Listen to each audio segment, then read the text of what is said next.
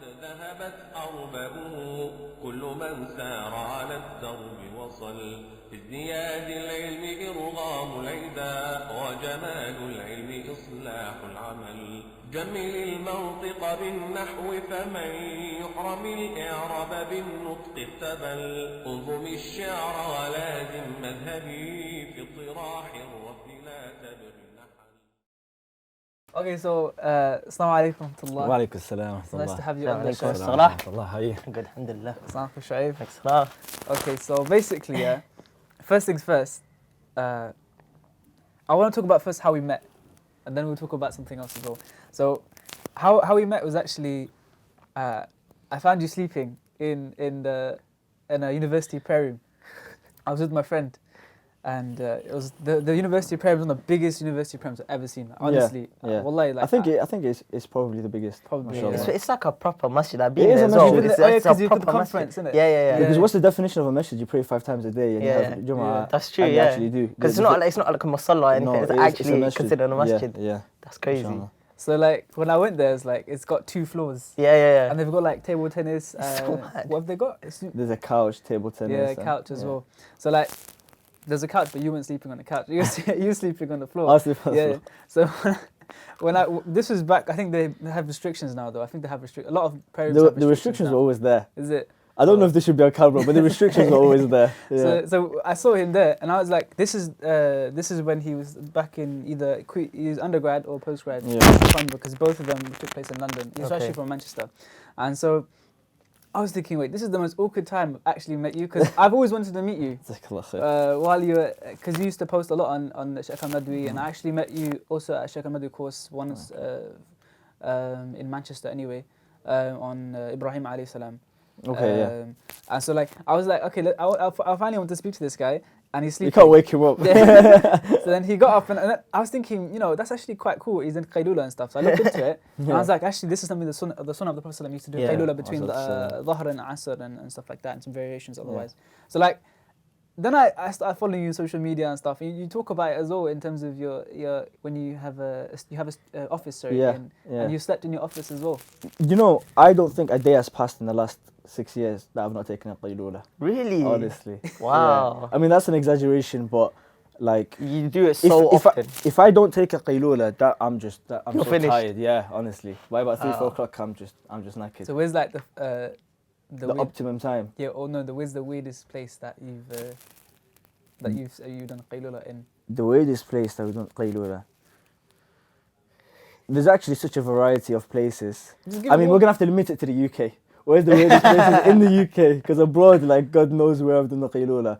Actually, in Queen Mary, it was either a bank holiday or it was in the summer actually, it was an exam season because we were going hard. Okay. But everything was closed. The library was closed. Basically, campus was closed. Shut and down. there's no one They there. always close the campus. Yeah, There's no one there. Yeah. So one of them is Francis Bancroft building. For some reason, they had an event downstairs, so the building was open. So we went to revise. Yeah. And so I can't even describe what it was. It was like, imagine you go into a corridor, and some corridors they have like an open space with like a couple of desks, that kind of thing. So we're revising there, and when the Qaylula, when you need a Qaylula, you go a Qaylula, So literally, we're talking like, it was me and a friend actually, both of us. One of us did a Qaylula under the desk, and the blanket was the chairs. He got the chairs and he put it in. No way. Honestly. Like on top of him, like that. Yes. So that's his blanket and that's him, and then I went into like, you have like the tables going this way and tables going this way, and there's like a crevice, like a little hole there, and I went into there. And I literally, and it was like almost like a small tunnel, like behind here somewhere. And I'll tell you what, that was the best one you had. Well, there's a plot twist, because we thought the building was empty. Oh. And we're both napping. Yeah. And 2 or 3 other students had found this spot. Oh no. And we were napping, and they had set up where we were revising. And I actually woke up because I'm such a light sleeper. Yeah. And I woke up immediately and I just looked, and I saw he was my unnamed friend was also sleeping, and they were working, and he was sleeping under them, and he was. And they didn't even know. They didn't know for half an hour, and then he woke up, and we just looked at each other. They woke, and they had just set up as well. So we just crawled out. Wait, they couldn't exit. No one said a word. No, but it's exam season. Hopefully they'll understand it. It's exam season. I suppose they understand, yeah. No eye contact was made. No one said a word. We just put our tail between our legs. We picked up our stuff and we left. Can I make a? I can finally come out of the. What do you call it? You've got something to tell. I've got my Qaylula business as well. That I have to say now. Now that you've given me so much confidence, but mine's actually a lot worse. Worse? I thought you were going to say, okay, you've right, done it that it can't be worse than bad. that. No one knows that. Well, my undergrad juniors are hopefully. So basically, they've got ISOC prayer room. To go ISOC prayer room, obviously, is for prayer, and there's also a stock room in there as well. So the previous ex-president, and you know him as well. I told him, I mentioned his name to you. So he told me there's a special place you can do Qaylula. I said, what do you mean? He opens up the stock room and then he gets this small little mattress. He puts it there. He goes, trust me, when you come to exam season, because only the president and the prayer room manager has the key. So there are only 2 keys. So I was thinking, you know what are the benefits of being president? I was thinking, maybe this could come in handy. So I used to sleep in there. The stock room. Some secondary intention. Wallahi. This is corruption from a young age, by the way. I'm going to become president of ISOC so I can sleep in the stock room. Ask Hassan, bro. Ask Hassan. You can't. Do you know where he got the idea from me? Or was it? I told him as well. Don't give him a position of power, by the way. So then what happened was, that was when I was president.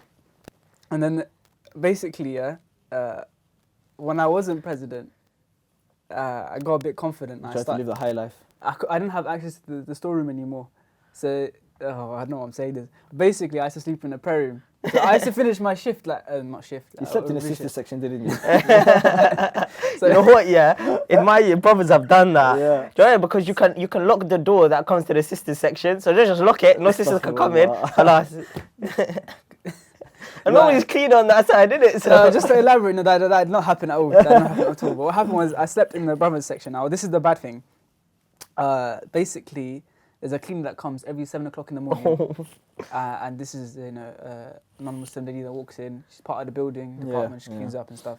So she saw a man, roughed up man, just done his revision after Fajr, prayed Fajr, and slept here till about 11 or 10:30. Yeah, saw a man sleeping there, reported it. Oh my God. Then ISOC got involved, and they said to the ISOC, you have to have you can't keep the prayer room open at this time. You ruined it for everyone. Oh my listen, gosh. wait. You're getting exposed now. Listen. The thing is, no one knew who it was. They thought it was a homeless man. Oh my God. So today's been made clear. It was him. Wait. In my defense, after time they realized there's no one else coming because it was me. So then they just open up the prayer room doors and stuff. So they never used to lock it properly after that. So it was about a few months, but everyone was thinking like, who is this person that causes so much trouble? This is a homeless person. And luckily, it was the ex-president. Yeah, the ex-president. Astaghfirullah. But it was bad. It was a bad habit because basically revision, like it gets quite intense. Yeah. But that actually leads on to a very important discussion, inshallah, because all these kinds of I don't know, maybe I'm glamorizing that idea a bit, but this is kind of like a life of an entrepreneur as well. Like it's constant. Like there's there's challenges, neck to neck. Challenges and kind of go. You kind of go improvising, with the flow, improvising and stuff. Yeah. But obviously, Salah is the founder of Wordsmiths. It's with the S, isn't it? Yes. Because you couldn't get. And that's good actually. No, Wordsmiths. We could get both. Oh, we chose Wordsmiths, but half the clients they say Wordsmith. I was like, Wordsmiths with S. So now when I have to spell it, if I'm on the phone, I say Wordsmiths with an S. Yeah, Wordsmiths with an S. So you got it first time. That's good. Alhamdulillah, I did my research.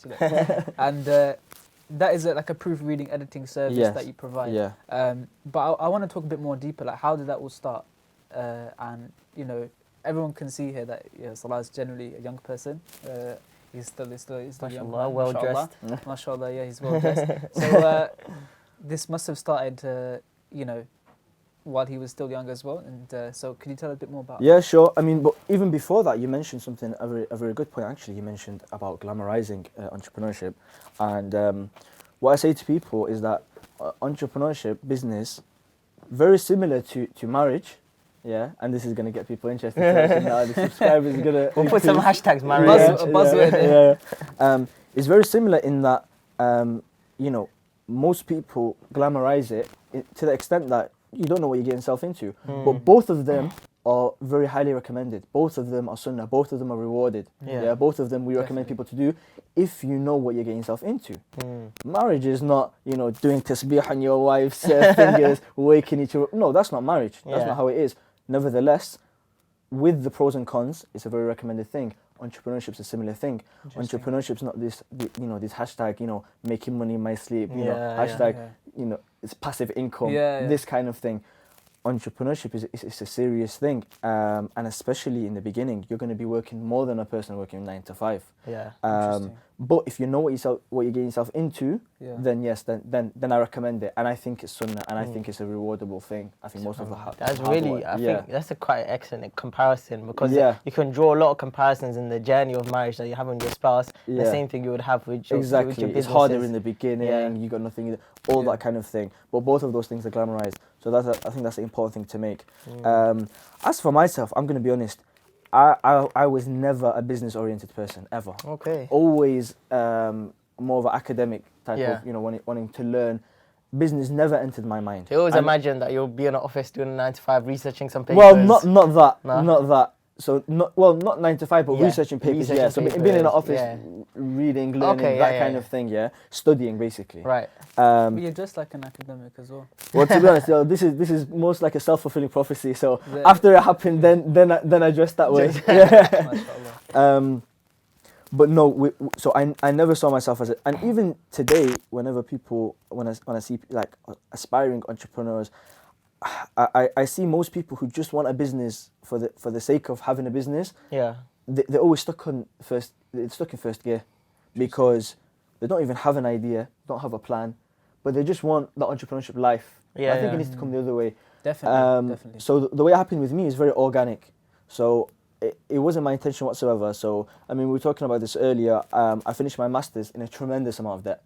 And I'm not talking about student finance debt. I'm talking about real hardcore debt. So I had so much debt, and I finished my master's, and I was teaching, you know, private tuition, tajweed, things like this. And I was naturally doing this thing called proofreading. We didn't call it proofreading. It was just me and my friends.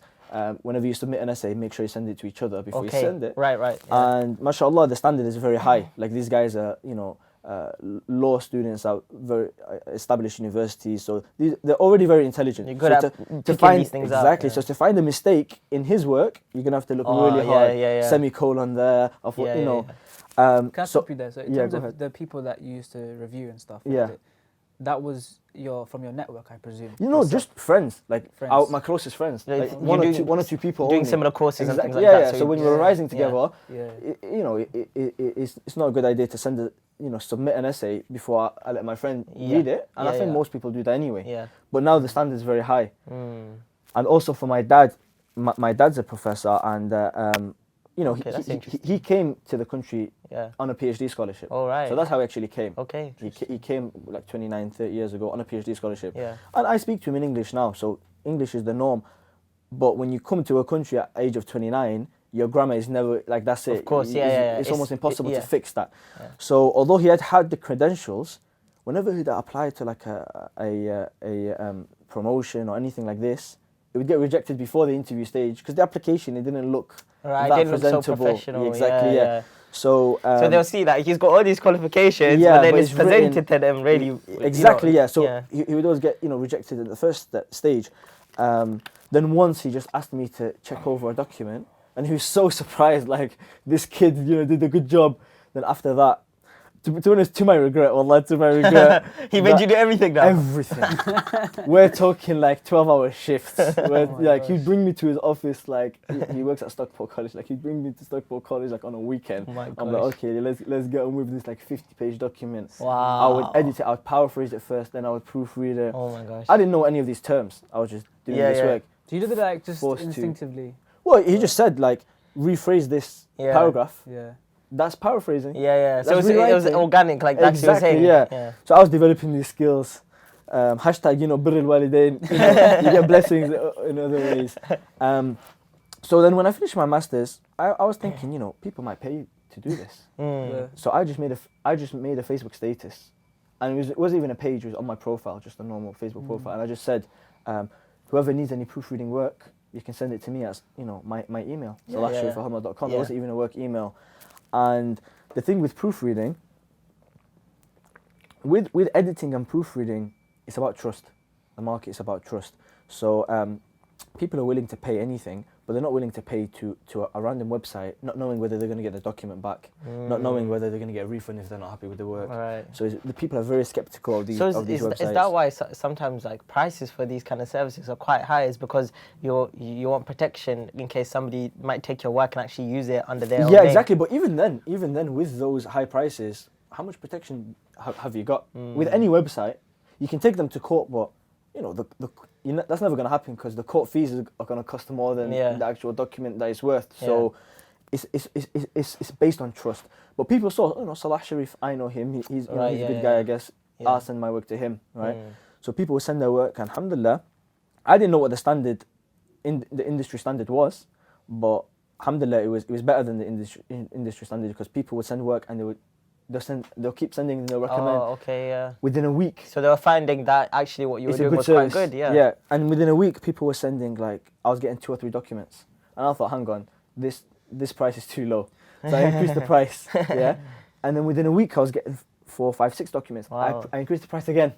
And you were still getting more? And I was still getting more. Wow. I was like, hang on a minute, I keep increasing the price, and people kept sending it. And then it got to a stage where within like less than 3 weeks, I was receiving more than I could bear. I received 2 documents at the same time. Whoa, so what I'd do is, I would send that document to my friend, the same friend who I'd be doing it with, and I would take 20%. Okay. Then I send the third one to another friend, and I take 20%. Yeah. And I thought, this is a business. It's very organic, isn't it? Yeah. So I didn't intend to do business at all. Isn't that a good thing though? It is a good thing, and we'll come on to that. Like, that's my advice, that when people, if anybody wants to set up a business, the first thing I say is set up a business in something that you're the expert at. You're the quality to control. I have no business setting up setting up a chicken shop. I don't know anything about it. Right? Even like we pay people to edit, documents. Not a document, sorry, videos.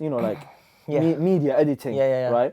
I have no business setting up a media corporation. I don't know anything about that. But I know about proofreading. That's my expertise. Right. So you are the quality control. So even when you're reaching stage 2 and stage 3, when you're getting editors, and we can get onto that, I'm quality control. And if, for example, none of my employees are available, I can do the work. Because, as far as I'm concerned, I'm the best editor. You're bypassing, that might not be true anymore. You're bypassing so many stages that a big company might have to go through. Bureaucracy. Because you're doing it yourself, right? So, so being organic, I think, is a very good idea. And you were iterating as you were going along as well, wasn't you? You were adapting, you're changing prices and stuff. So all these things, like, you kind of learn. But even still, at that stage, I didn't know the first thing about business. Company's house, what is that? What does that even mean? Website, how would you get a website? Anything. So it's a long story short. But then I contacted a friend who was who wasn't a proofreading expert, but he had set up many businesses, small startups. So I went up to him and I said, look, I'll take care of the proofreading side. You take care of the business side. Let's go in. And then so you struck a deal with him. Or? Yeah. So like kind of like a 50-50. So you take care of the business side, I take care of this side. Right. And then we did that for a few months. But qadar Allah, it didn't work out. And this, in fact, this wasn't even Wordsmiths. Okay. So Wordsmiths wasn't even the first attempt. Oh, right. This was something else. But it had the same. Exactly the same. It's exactly the same, but it wasn't called Wordsmiths. It was called something else. I'm surprised you managed to get Wordsmiths without someone else taking that copyright or something. Yeah, mashallah, it's Alhamdulillah, it's a good name. And half the clients don't even know. And by the way, we were brainstorming the names, and we had like a list of 4 or 5, and we didn't go with Wordsmiths. We went with, you know what it was? I actually remember, the three, the shortlist, the final three, it was Wordsmiths, Editors UK, Proofreading International. They were the three. And then I was asking some of my international clients, you know what Wordsmiths means? Yeah. And I said, no, I don't have a clue what that means.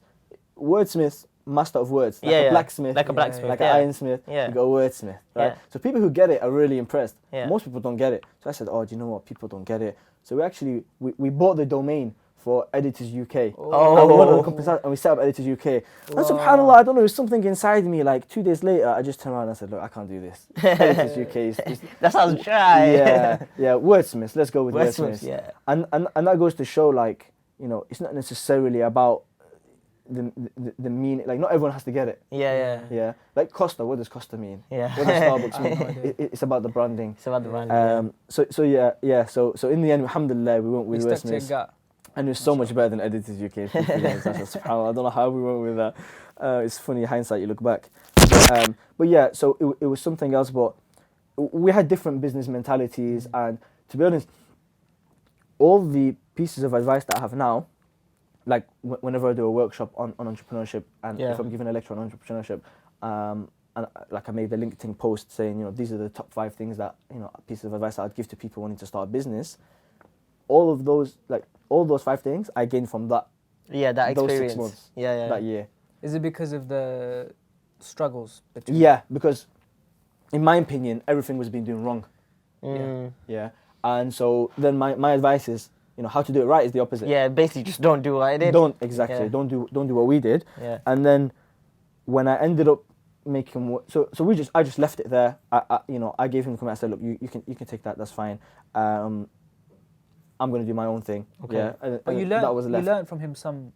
Well, that's the thing. Yeah, exactly. Yeah, well, exactly, because I realized that the business side of it, it's quite easy. Yeah. It's not a 50% thing. It's not like, you know, someone takes care of the proofreading and does the day-to-day and graphs and so on. What's setting something up on company's house and liaising with a website developer. So alhamdulillah, I learn it by looking and seeing what's happening. You know, it was very overwhelming. You know, something overwhelming is not necessarily difficult. They're mutually exclusive. You know, just because something's overwhelming doesn't mean it's difficult. It's just because you don't know anything about it. Right? So like you basically like because you don't know the outcome. It feels difficult. There's more risk attached to it. Yeah. Or perceived risk. Perceived risk, exactly. Yeah. It's not because once you actually know even a little bit, you're like, oh, look at these doors that are opening up. It's actually not that difficult. If you think about it, company's house takes like an hour. Making a bank account literally takes 2 hours. Man, this is stopping me. Yeah, well, yeah. All of these things, when you actually write down what do you need to make a business, literally, like, and by the way, you probably haven't heard of it yet because it's still small, but I made a second business since then, right? Okay. And we can get onto that later, but from the idea... I have heard of this. Inside the training. Yeah. So I made it with your my brother? cousin. Yeah, with my cousin. Okay. Yeah. From the idea, like literally we're on WhatsApp, and we said, oh, well, you know, and it came up, the idea came up. From that day till the website is out and I'm making a Facebook post saying, you know, please spread the word, less than a month. No way. Yeah. Actually, maybe five or 6 weeks for when it came because the development took about a month. Yeah, like, so we weren't doing anything, the web developers were doing it. But 6 weeks. You found your footing like through Wordsmith, and that's giving you the extra confidence to try other things. So with the one before Wordsmith, things would have taken like 6 months. With Wordsmith, it took a couple months, and then now, so we set up the company in less than 2 weeks. Would you say you're a very methodical person, that you follow things in process, like I would stages? say so, yeah. So you break things down that people would seem impossible, and you break it down to simple tasks. And then I guess, I like to characterize, compartmentalize things. Yeah. And that's why even with the Udemy course that we'll probably speak about, all that is I'm taking my experiences and characterizing it into, and even me saying what's the top 5 things you can learn about business. Well, that's just 6 months of experience and kind of identifying the learning points from that. So the experience gives you the confidence, or was it? To be honest, I think I'm just naturally kind of just go with it. But in terms of confidence in that specific thing, then definitely experience. So then after that, I said, you know, I'm going to make Wordsmiths, but this time I'm going to do everything right. Okay. Yeah. And this time I don't need you know, I don't need to kind of sacrifice so much for these small tasks that I now realize that actually are quite small. So alhamdulillah, then Westminster is just myself. And then so I did everything, both sides of it. Yeah. But now I did things, you know, I did it my way, I did it properly, I learned from those mistakes. And then so alhamdulillah, you'd be surprised actually Wordsmith is very young. Yeah, how long has it been? Wordsmith is technically, it was incorporated on the same week, maybe perhaps even the same day as my PhD. So October 2016. Okay. MashaAllah. So 2 years actually. But maybe next week will be to the day 2 years. Yeah. But you had the logo and everything and you used before that? No. Okay. So I incorporated Wordsmith on Company's House. Wordsmith is October 2016. And we only actually got the website by January 2017. And that's when the logo came out. So you were doing your PhD at the time? Yeah, so that, well, you know, the first 3 months you're getting used to it. Yeah, so, yeah, exactly. So I started my PhD. So the logo, the Wordsmith logo and everything was, you know, January 2017. That's when the website was launched. Those 3 months we were planning everything. But, you know, for a year before that, I was freelancing and had the first project. Yeah. So everything behind the scenes. So website content. Yeah. I made it in a week. Okay. You know, Company's House did that in a day. All of these things. Now doing it second time around is much easier. So now, how are you still like directly involved in Wordsmith, or have you got people? You know how in the other one you had other people that you're going to liaise with. Yeah. Is it just you now? Or well, no. Yeah. So I mean, I'm the director. So it's me, and I'm directly involved in everything. But now, alhamdulillah, like I don't proofread anymore. Okay. Yeah. So it's been maybe even a year now. The graft and all that is not done by you. It's still a graft, but the editing. Yeah. So I started off editing, and then I got editors on board. So now, alhamdulillah, there's a team of editors. So when the document comes, I'll liaise with the client. Okay. I'll give it to the editor. I'll check it. I'll give it back. And then even marketing, you know, I have a guy for Google Ads. I have a guy for social media. Right. So I'm liaising with everyone. Yeah. So I'm managing. Okay. So I'm not doing any of the proofreading. I'm not doing any of the marketing. You're managing everything. Are you outsourcing everything from people abroad to do certain things for you, or is it just still based on who you know that would like to proofread and? No. So I mean, you touched on a couple of things. Firstly, nothing abroad. Yeah, that's a hard fast rule that I have. Okay. Especially it's the English language. Yeah. You can't be doing that. Honestly, and. But the managing of the website though, no? The website doesn't need to be managed thereafter. Yeah. Once it's been made, like, you know, I have the login details, and the developers are there, so if there's a problem, I can contact them. Yeah, so that, you know, that's why I keep everything local. But the work is outsourced, not to like the editors. People, like, even till this day, we get emails like once or twice a week saying, "Can I be an editor?" So you have people that want to. Yeah. So I've rejected at least 90% of people. Wow. Not thousands, but at least 90%. Yeah. So of my team, that's only about 10%, because I'd rather have a very high threshold and then I have less headache to deal with thereafter. Yeah. Because then because even some of the senior editors, I barely need to check their work. I trust what they're doing, right? But if I just accept people, and then imagine they have, you know, they get something wrong, then I'm dealing with a client, and now the public image. Yeah, there's so much involved after that. Exactly. Yeah. So I only deal with people that I trust 100%. Yep. But in terms of outsourcing, technically, that's outsourcing. That I'm not doing it myself. Yeah. But it's my team. So you realize that the nature of your business requires a high skilled labor, essentially. Yeah. And to actually do that, you had to have a very rigid selection process. Definitely, yeah. So. Do you think it paid off? No, 100%. I mean, my editors most of them are PhD students. Want to make an extra bit of money as well? Yeah, but meaning like they're at the highest level of academia. Okay. Yeah, so most of them are PhD students. Yeah. Some of them are full-time editors. Yeah.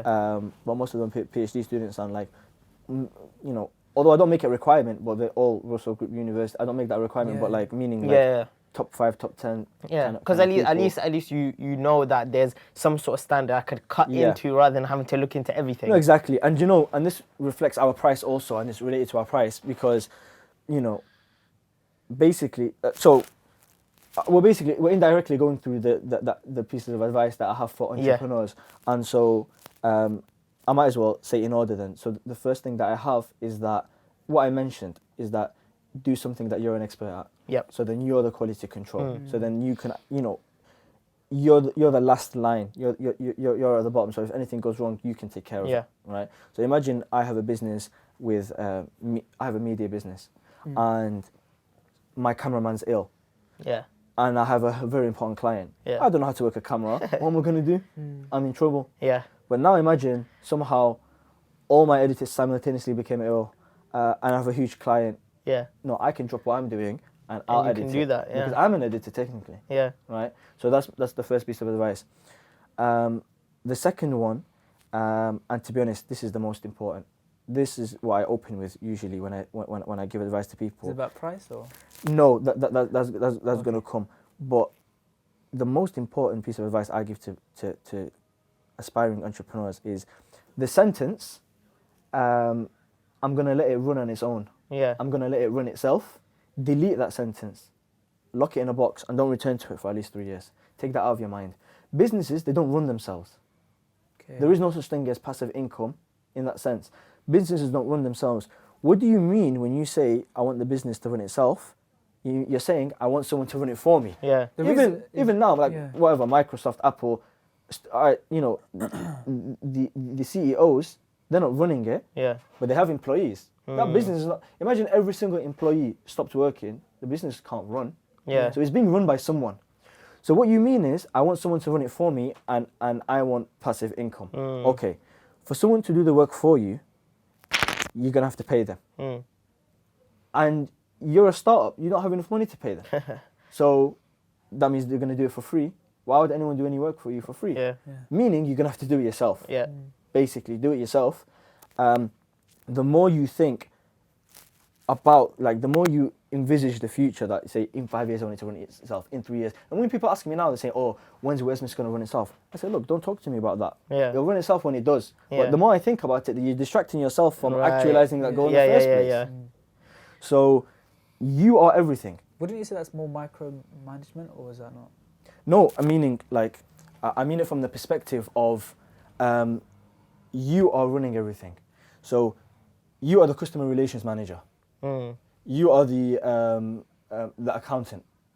You are the CEO. So you are the director. if you were to have created the role for someone, just theoretically speaking, you would then put yourself in that. Yeah, role. you so do you it. can then envisage those multiple roles. Yeah, that you've because got. who's going to do it? Yeah.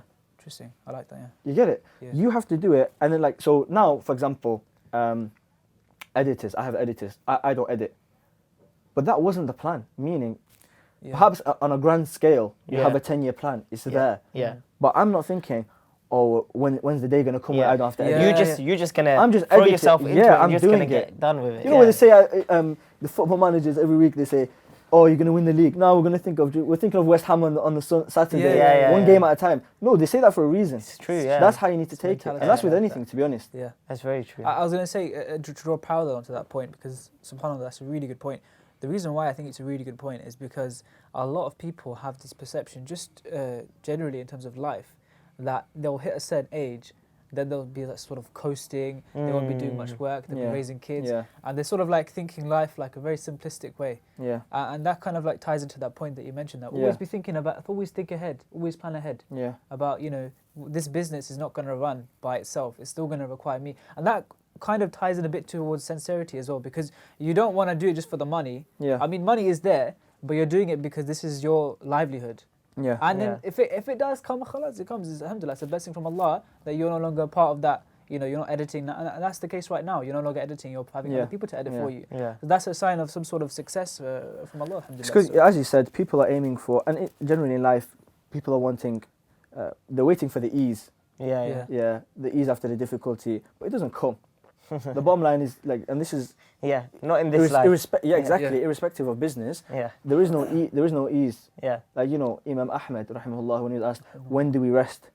When does the rest come? Like when do we finally get to rest? He said, when your first foot is in Jannah. Yeah. Subhanallah. Until then, there's you have exactly technically in the most purest technical sense. Yeah. No, honestly, even like you see these millionaires, they're still just as stressed as you are. They still are just as happy and sad as you are. Yeah. Maybe about smaller things. Yeah.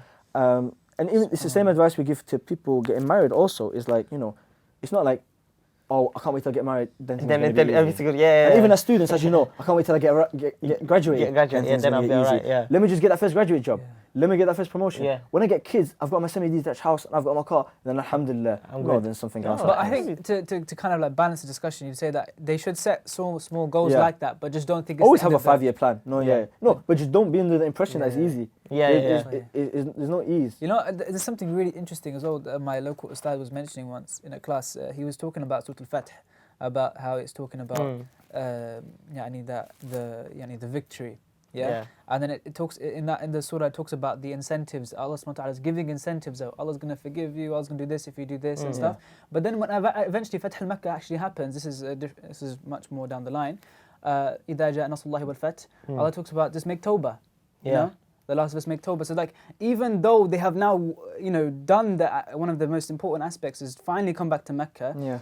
Mukarrama, and they've conquered Mecca, and they've now established Islam as one of the it's going to be one of the most expansive religions, and and 2/3 of the world is then taken over by the Muslims. Yeah. But the concept of, even though you've done that, is make tawbah now. Yeah. It's like there's it's still not that. It's you're still not finished. It's not the end of the line. So, yeah.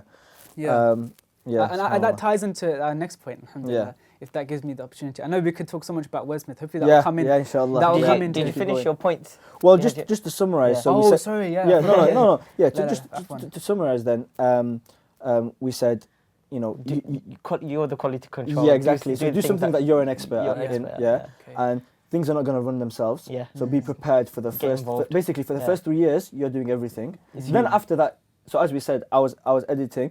Now I'm not. But while I was editing, I was thinking about doing the best job possible. Yeah. And because you're doing the best job possible, eventually exactly, you're reaching a position where you can do that. And the next one we mentioned is price and finance. Basically, don't race to the bottom. You want to tell your story about that? Huh? You want to tell your story? Because you told me before the episode, you told me something really interesting about how you got ripped off and how that helped you understand the concept. Oh, subhanAllah, yeah. Really interesting. That's more of a side note, but yeah, he was asking me about how to, as an entrepreneur, especially unfortunately in our society, in Muslim society or in Eastern society, always looking to get ripped off, always to get, Akhi discount. You know, people now, Muslim discount is an extra 20%. Extra 20% is the Muslim discount. No, so I mean, so he was asking about, people not willing to pay and things like this. We have a very strict procedure. The work doesn't start till you pay. Right. And the thing is, people are scared to begin like that. As a freelancer, as an entrepreneur, you're thinking, I'm going to lose £200 because I don't want to scare him away. Yeah. But what happens is, those clients, they're just trying it with you. They're just trying to see how much they can get with you. And so basically, people perceive you only as you perceive yourself. Yeah. Like the perception that you give is how you perceive yourself. So, and this came through experience. Everything always comes through experience. So I had a client. So he said, okay, I would accept payment afterwards. And it was like a £300 job. And he said, yeah, I'm not happy with it. I'm not looking to pay. I'll pay you £50. I think this is worth £50. Wow. And I was like, you can't be serious right now, Like, this is not negotiation. We negotiated before, right? He said, fine, maximum 60. I said, you know what? Take your 60. I'm not dealing with you. Khalas. Take your 60. I'm the type of guy, I said, you know what? Keep your 60. Subhanallah. And then in my head, I'm thinking, on Qiyamah, I'll take my right. And you just, I forgive you, fine. We have no qualms. But then after that, I learned. After that, we never did a job before taking the payment. Even though you know that once a price is agreed. Yeah. But the exchange is done. Even though that's something legitimate that they can pay after, but people still have that, because mentality to do that. It's really sad to see that. Yeah, because then people become the judge to say like, okay, how much is this work worth? Yeah, exactly. You're not an expert at the job. I'm the expert at this particular thing. Yeah. You're Especially expert if it's at something pre-agreed as well. Yeah, this goes with it's not just writing. Any creative art. People making, sewing, drawing, writing, anything. People, things that you don't necessarily need a qualification for. It's a creative thing. Non-experts then want to become experts. So when we say that, look, we're polite, we're respectful, but we're hardline, and we say, no, this is the procedure, take it or leave it. So even till today, sometimes people call me and say, like, you know, and it's not a negotiation. It's not that something that I will barter with them about. No, it is what it is. So people say to me, we'll discuss, 10,000 words, £250, etc. And then they'll say, okay, can you start the work? And then I'll say very passively, I'll say, yes, once the payment is, I don't say, we only start once you pay. No, you do it indirectly. You say, once the payment is made, we'll begin. Yeah. And every now and then, like, you know, 5% of the time, someone will say, don't I pay after? And I say, oh, no, of course not. Like, you know, of course that's not the case. Yeah. They'll say, you make it like that's your standard. This is the standard. Like, you know, don't be silly. Of course we're going to start afterwards. And is this the fourth point or the third point? Huh? This is the third. This is the third point. This is the third. Yeah. So we're going to.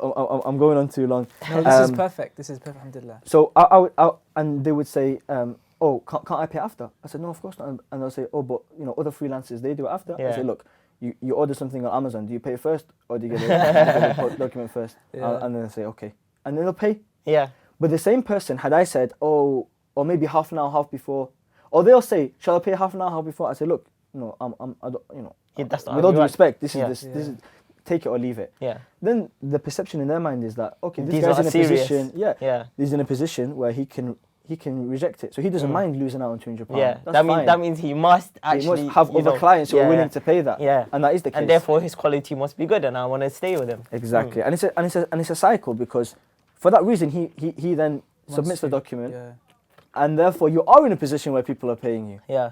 Whereas if you lock yourself in the first stage where you're scared to lose the client, and I was in that position too, and that's why I lost out with that guy in the first time. Yeah. But then you learn. So that was the third thing, that, you know, don't race to the bottom. Interesting. Yeah, don't race to the bottom. And the fourth and final thing is, you don't, like, this is like 2 points merged into one, is that you don't have a second chance to make a first impression. And linked to that is that you are doing a service that most likely a major corporation is also giving. For example, if you're making thobes, if you're doing a clothes company, you're competing with Primark, you're competing with Louis Vuitton, you're competing with these people, right? So, and if you're making electronics, you're competing with Apple. Whatever you're doing, even us, like for example, you've got Grammarly, who would do a similar thing. Whatever you do, a major corporation do. So why would a client go to you instead of a major corporation? You either have to be cheaper or better. Right. And it's very rare that you're going to be cheaper because they're doing wholesale prices, right? So then you're going to have to, so then, okay, don't race to the bottom, similar to the fourth point. Instead, focus on that quality. Go above and beyond in customer service. Right. You understand? Okay. So if you're selling a thobe, for example, or even a jacket, you're doing arts and crafts, you've got a clothing line. Why would he go to you when you're more expensive than Primark? Yeah. Why? Because you're going to deliver it before them. Okay. You're going to then send them a message afterwards. How was your service? Can I help you with anything else? Yeah. And by the way, like, I've got my personal phone here, and I've got my business phone. So you separate them both? Yeah, but meaning it's on me all the time. I'm with you now, it's on me. I've turned it on silent for this. Yeah. As soon as we have a break, I'm checking it. If anyone sent a document, I'm replying. Replying straight away. Immediately. Yeah. Right? And some people, they're very demanding also. I've got 10,000 words, I need it for tomorrow. You need to reply in the next hour. I'm there. Yeah. Right? Whereas this major corporation, they're in a queue, they're in a waiting list. So does that mean your mind is always awake, or? Yeah.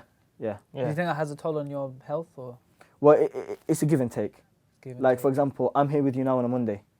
If I was working 9 to 5, I can't be here. You couldn't be here. But at the same time, my mind's always on it. Yeah. I go on holiday like regularly, randomly. Yeah. Very spontaneously. Yeah. Like if you said to me now, do you want to go away for the weekend? You'd like, I would seriously consider it because I can. But while I'm there, I'm on my phone also. Right. Okay. Yeah. So your office is with you. By the way, I'm not sure whether I should be even saying this, but we'll quit. I've ran wordsmiths from Saudi, from China, from Spain, from Gran Canaria. Have you even ever heard of that? I haven't heard of it. It's an Grand Canyon. That's not Grand Island. By the way, you should go, mashallah. It's an island off the coast of Morocco. Wow. But it's formerly Spanish territory. Okay. So they speak Spanish. Still Muslim, innit? Huh? Well, yeah. Well, the land is. Yeah. And people, you know what? I'll tell you a story. And because this is funny, because I'm in, and this is just the epitome of blagging it, yeah, because I'm in a car in Saudi, Yeah. in a 12-hour journey from, Really gone for 12 hours, bro. yeah, from Medina to Taif. Okay. Yeah. 12 hours. Well, it should have taken 9, but the driver wasn't very good. Oh, is it? No, basically we took a very long route. Okay. We went around. There were loads of checkpoints. Yeah. We wanted to go around. Okay. I was in a doing some dodgy things there. yeah. let's move swiftly on. It's a 12-hour journey, and it's on a highway in Saudi on the way to Taif. Yeah. At 1 a.m. I've got my seat reclined the whole way because it's like I'm trying to sleep. Yeah. And we stopped on a hard shoulder, a desert. Okay. Right, there is no hard shoulder. It's a desert yeah. because a guy is selling mint tea on a makeshift grill. It's like a service station, but it's just literally 3 guys they've got a rug. It's just in the middle of the highway at 1 a.m. Yeah. Well, they're not. Yeah, they're on the side. Yeah, on the side, yeah. So they're in the desert, and it's like 4 of them having a picnic, and they're selling mint tea. No way. Yeah, for 2 riyal, by the way. That's livelihood there, man. The best mint tea I ever had in my life, by the way. Oh. But the point of the story is, I've literally got mint tea in one hand. Yeah. I've got a phone on loudspeaker on the other hand. I'm speaking to a client, and I'm reclined all the way down. This guy's speaking to him, giving him change, right? And we're in the middle of like 1 a.m. in Saudi. So hard. And I'm speaking to the client and securing a proof reading order. That's ridiculous. He thinks I'm in your office with your suit and tie on. Suit and tie, and I'm literally wearing like jogging bottoms, lying down, half asleep, mint tea. Yeah, £250. And we secured the order. No way. And he doesn't know. I'm keeping it legit. I'm keeping it professional. Yes. Yeah. No. Unfortunately, we can't. Hi, Westman. How can I just help you? Yeah. Subhanallah. Does your Mancunian accent go away when you speak professional? Is it? No, I think it's embedded in Is me. it good? I lived in London for 4 years. I came back after a week. The Mancunian accent came back. Yeah. Well, I don't know where we were, but anyway, it's constantly. But do you know what?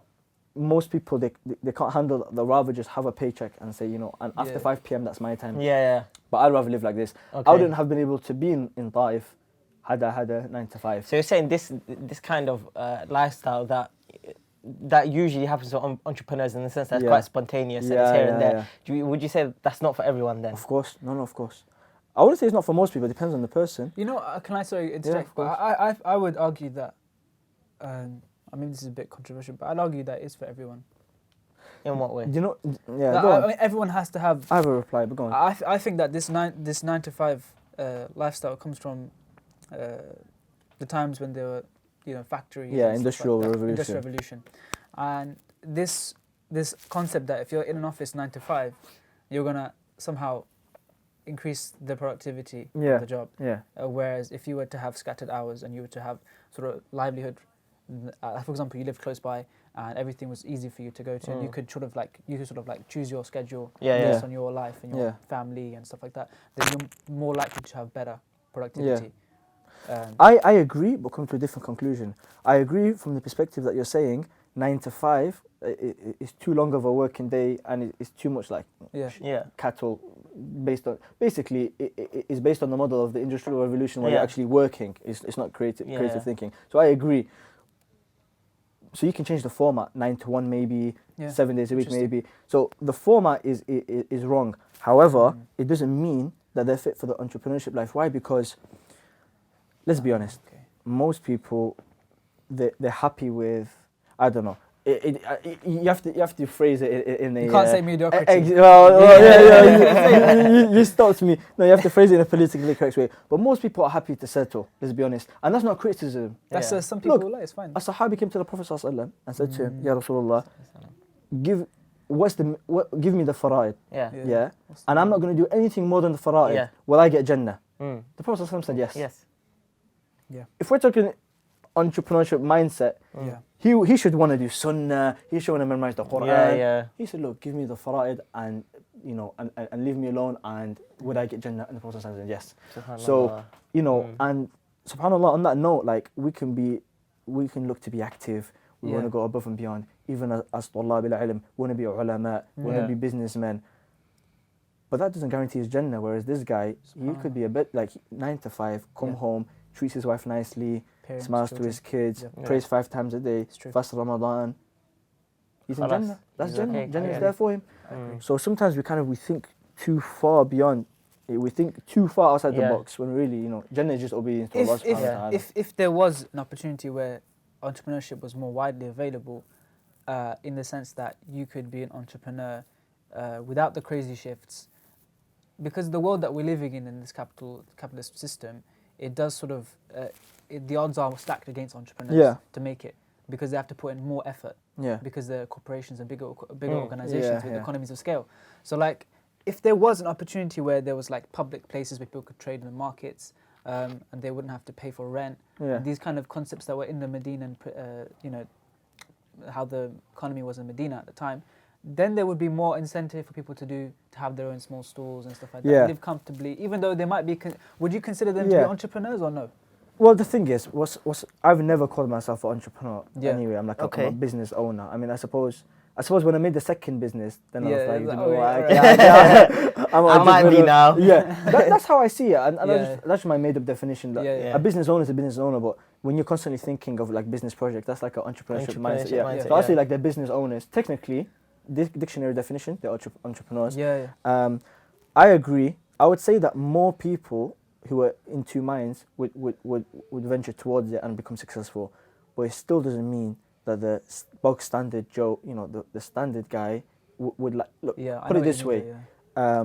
I told you the benefits of the entrepreneurship, that I can, I'm in the backseat of a car in Taalib doing a business deal, but at the same time, it's almost like as if it's planned. Anytime I sit down to have a meal, Yes, someone sends a document. Yeah, right? yeah, yeah. Very All good day point, yeah. silent, nothing. Yeah. I'm there doing my reading. No one comes. Then I said, you know what? I want to meet some friends. I meet some friends.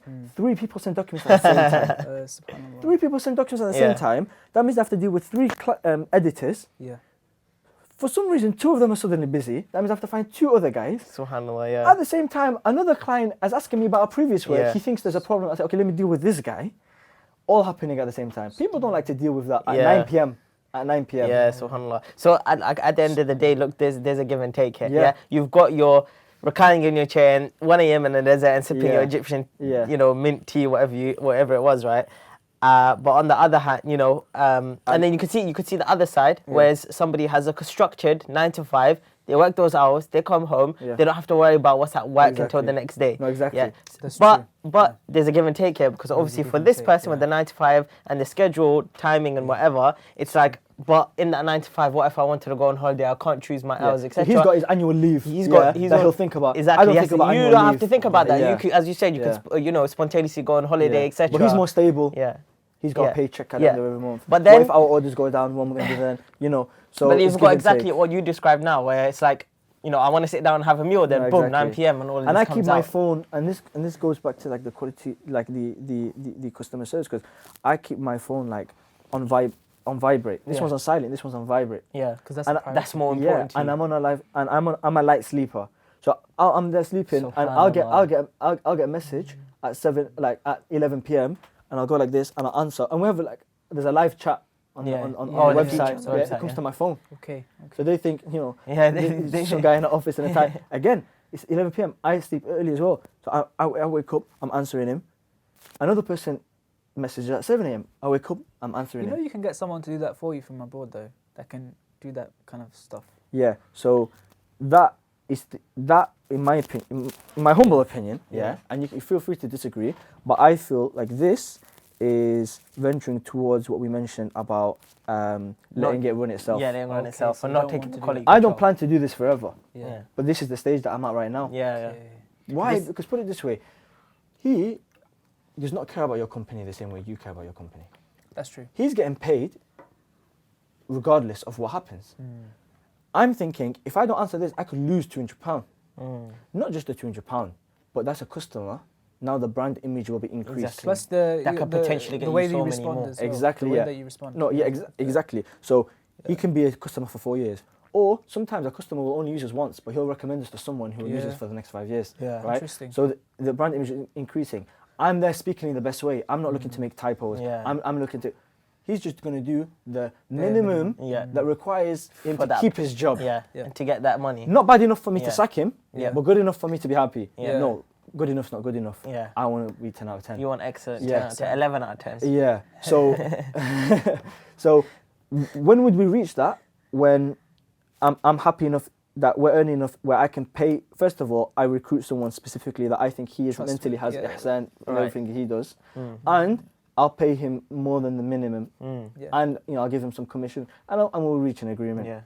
So I'm aware that's available, but Do you know what? I think not just like this particular what you're talking about, this concept isn't just important for people who want to start up a business, but actually those people who the business stuff isn't for them, but they're looking more to like maybe find like a perfect job for themselves and things like that. I think understanding how somebody might, want to take care of their own company, somebody who owns a company, how they want to take care of it, how they want to recruit people. It's important for those people who are looking for a job in certain companies to know this mindset. Because when you're coming for interviews and you're coming to find, your perfect career and your perfect job, you want to know, how best can I impress this person so that they can take me on. Transferable skills. So now okay, this is what their standard is. This is the height I need to work at. Yeah. So it's all transferable for sure. I think that I'm not too sure if this is to do with entrepreneurship, but 6 of the 10 Ashra Mubashara that are guaranteed Jannah, they were all wealthy as well. Yeah. So they had a lot. And most of them were traders for that. Yeah, they were entrepreneurs. So in that sense, there is this concept. There is this concept of ascetics to be, or people who are pious to be poor and to dress poor and to have poor aspirations in dunya. Yeah. But actually, the way that they saw it was a means of facilitation of the expansion of Islam. Exactly. Yeah. And a stable and structured economy for the Muslims is a very powerful prospect. Yeah. I'm not saying let's not talk about Islamic finance, but I do feel that the concept of Islamic finance has spread, because I have my opinions on that as well, even though I may not classify myself as a specialist, but I feel a lot of it has spread into the West in a positive way due to the financial potential that it has. In terms of, I can see that they're starting to take it more seriously. Yeah. So on the point of finance, not Islamic finance, but on the point of wealth. Yeah. You're right. So as Ibn Taymiyyah rahimahullah, he said, it's about what you put in your hand, not in your heart. So wealth, you put it in your hand, not in your heart. So I always say to people, and I dispel this myth all the time. I say to people, I say, look, Imam Ahmed rahimahullah was so poor that he wore the same khufs for like 30, 40 years, and every time they would rip, he would sew them again. He'd be that poor. But Imam Malik had like 40 pairs of shoes or trainers. Every single day. Exactly. Every time he knew a new hadith, he'd wear a fresh new garb. So these are two different people. Abu Hanifa also was a businessman. They're different. So it's about how it affects you. Like genuinely, like even to take it to an extreme. Imagine you pray in the masjid once or twice a day, but now you got a Lamborghini. You're so excited to drive it. You drive it to the masjid 5 times a day just so you got an excuse to drive. That is taking you towards the Jannah. It's taking you towards Jannah. At the same time, if you used to pray once or twice a day in the masjid, but now you're so busy with the Lamborghini taking all your friends out, now you don't anymore. That's taking you towards Jahannam. So it's about how you. It's a how tool. You use it. It's about essentially the sincerity behind what you're doing it, and it's also about the what is that you're doing. Is it something that's permissible? Is it something that of course. That's the baseline. The baseline is that obviously it has to be halal. And it's according to one's personality. Imam Ahmed, maybe it's got Allah made it so that he wouldn't be somebody who is wealthy because his personality may not be suited towards somebody who can carry wealth and juggle wealth and things like that. But with Imam Malik, that's another story. And so Qadar Allah allowed him to have that kind of lifestyle. So exactly, 100% right. The Zuhud, Imam Ahmed, we can say definitely was a Zahid, but it's not necessarily because of his shoes. It's because of his mentality. Even some of my teachers, I know, like one of my teachers, I actually know how much he gets paid for the class that he teaches. But it's a lot. It's a lot. It's way more than you think. However, I've been to his house. Very simple. Very simple. And this is the same guy, this particular teacher, although he has any facility that you have in your house, he does also with the bucket, Wow. and he does wudu with the bucket. He doesn't do it from the tap because he don't want to waste water. Yeah. But per hour, what he gets paid to teach is way more than you think. Yeah. Can we move on to that next topic, which is exactly to do with that? Yeah, Inshallah. So, go ahead. one of the reasons why Salah is on this podcast is not just because of his entrepreneurship. This is the Entre series. It's the second installment of that series. But Salah has been studying during his university years, I like to say. Yeah. And he had a zeal and passion for knowledge, Taalib al-ilm, seeking knowledge. Even in the college days, he was telling me before that he used to have to go to college is about half an hour journey, wasn't it? Yeah. So it'd be an hour journey total every day, and he used to plug himself listening to Salah series and stuff like that. Yeah.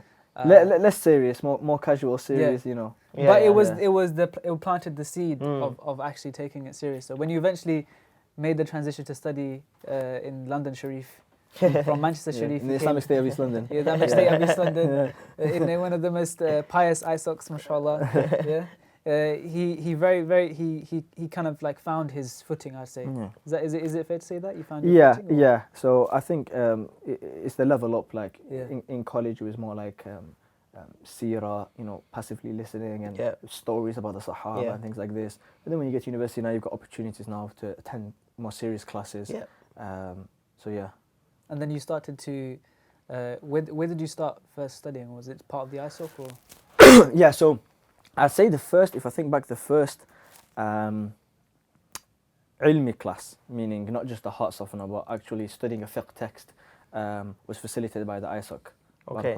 Yeah, we had a class with them with a local scholar, and that that was thoroughly enjoyable. And from there, the class continued throughout the whole year. Okay. And then from there also there were reminders and heart softeners and things like this, and the focus also would be on trying to do hifz and Quran and trying to do tajweed and trying to learn how to read Quran and Arabic lessons and stuff, and countless Arabic classes, level one Arabic class like 5 times, 1,000 times, yeah, in all the different institutes you could. Book one, back to Medina book one. Even in fact, in East London Mosque, I actually signed up to one of their classes, Medina book one, once a week. Try, so we're at that stage, and then, in fact, one of my friends, colleagues from Manchester, kept telling me about Sheikh Akram. Okay. So this is Sheikh Akram Nadwi, who's the Indian scholar who graduated from Nadwat al-Ulama, and he came to England like almost 20 years ago now, or perhaps more than 20 years ago, and so now he teaches here. He lives in Oxford, and so there were some classes in Oxford. Yeah. And so he told me for a good year, come down, and I'd always bring excuses. For my first excuse was, no, I'm in law school, it's so difficult. Yeah. The brother who was telling me to come was also in law school in the year above. Oh. So that was that excuse gone, thrown away. And then I said, I'm too busy. Like it's quite difficult. And these are the classes in Oxford. Yeah. So he was telling me come to Oxford, from right? Yeah. And I was in London. Yeah. So come from London to Oxford. I said that's really far. This brother with 8 more brothers. We used to go from Manchester to Oxford. Oh my gosh! So they drove every day from Manchester. So they left at 5:30 in the morning. No way. 5:30, 6 o'clock, and they'd arrive there at 10 o'clock. Yeah. And the class would be from 10 till 6 p.m. Yeah. And then from 6 p.m. they'll get home at 10 o'clock. Allah. So it'll be a 6 till 10. So that excuse. That was once a week they would be. Yeah, every Sunday. So basically your Sunday is boxed off. That's it. Yeah. That excuse went down the drain as well. And then I said, oh no, I can't afford it. And they said, look, go take care of the finances. I said, okay. No way. So I said, no what? I said, okay, so fine, I'll go then. What can I do? Fine, I'll come. So, subhanAllah, but you know what? As-sabiqoon, because that 1 year I wasted. Imagine. Yeah. 1 year I could have went a year earlier. So that's definitely regretful. And that was with Sheikh Akram. And subhanAllah, to be honest. So even now you still regret that? Yeah, of course, because that's 1 year that we missed out. 1 year that he was teaching, that you're not going to get back. Yeah. And subhanAllah, you have teachers, even now have teachers, local teachers, and you have calibers of teachers as well, and they're all respected and they're all knowledgeable. But you don't really travel 8 hours in a day for any teacher. Yeah. It really needs to be worth it, doesn't it? Yeah. And so, you know, Hafidhullah Shakram really is of that level. And we'd have people in the class who graduated from Medina, graduated from Azhar, graduated from Al-Qura, and they sit in the class and say, you know, some of the stuff we took today we've never taken before. SubhanAllah. Like And this is obviously, they've already graduated and been through many of these levels that are being taught in those classes. Yeah. And even, and I recall, because I got a Facebook memory of someone's post 2 years ago. One Sheikh, Abdul Wahab Salim, follow him on Facebook, and he mentioned, he said, he came across our course Sheikh Akram was teaching, and he said, okay, this could be a good review for me. I teach you this book.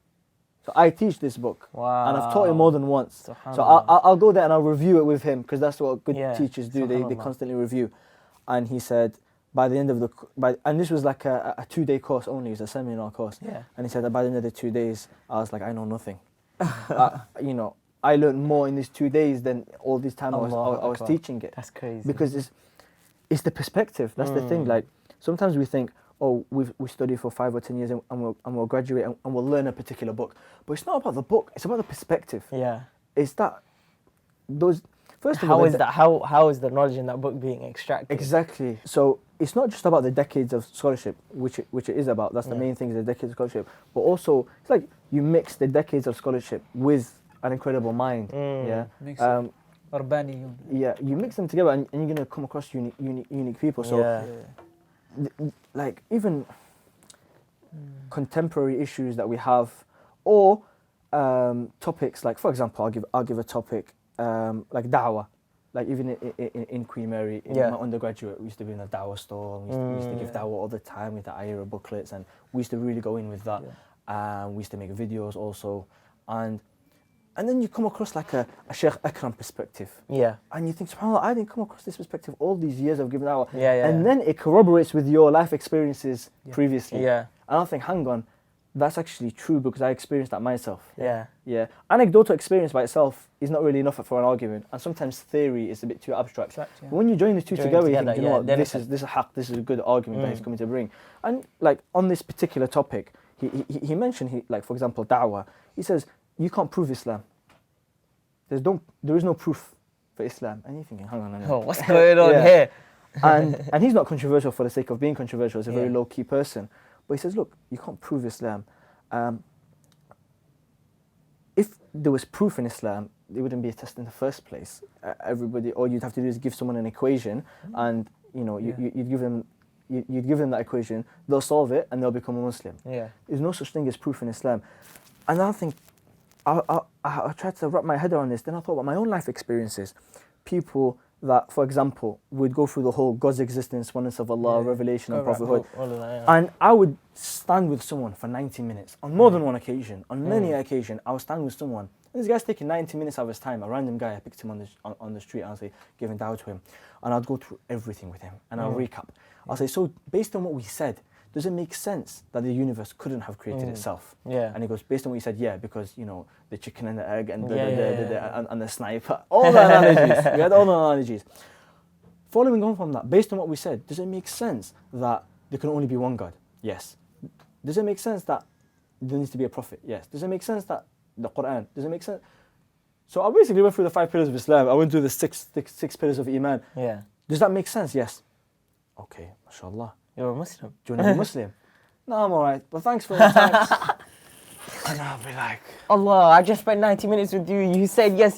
How could you not? It's like, you know, and till today, by the way, I'm like, I can't fathom, like, how can you believe that and not become a Muslim? You literally said it. And I don't think he was humouring me, because why would you sit there for 90 minutes? You could have just walked off. Like, this is an hour from your time. And this will happen more than once.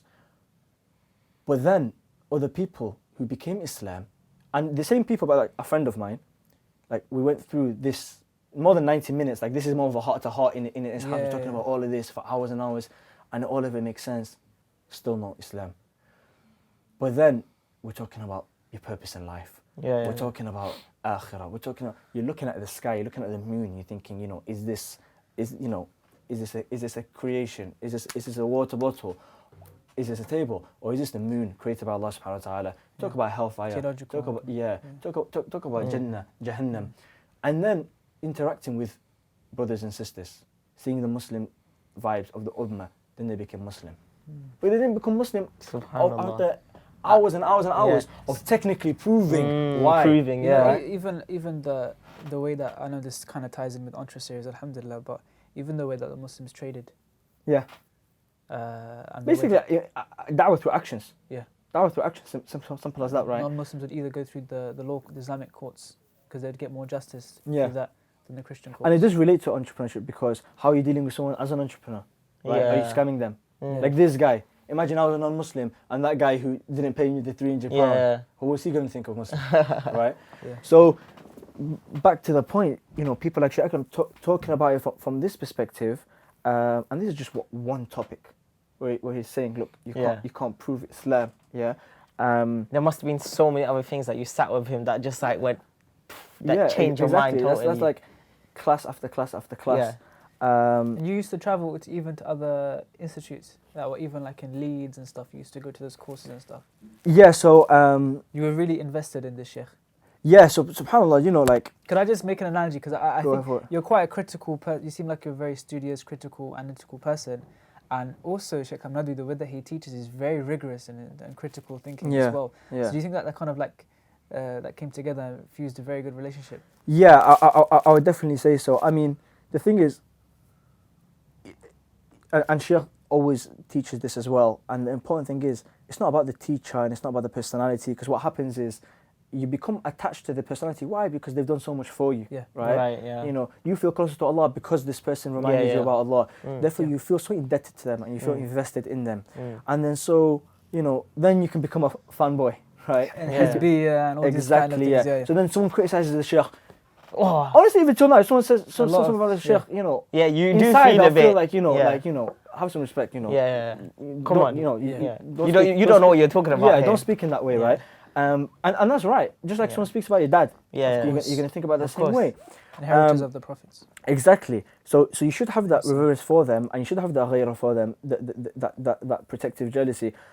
But when you become attached to them over their ideas and their teachings, that becomes problematic, right? So I recommend the more teachers you can have, the better. Okay. So for example, Sheikh Akram, I love with all my heart. Sheikh Haytham al-Haddad, I studied with him when I was in London. But would you say that you had I had much closer relationship with Sheikh Akram. I attended more of his classes, but I see them as two scholars and some local ulama.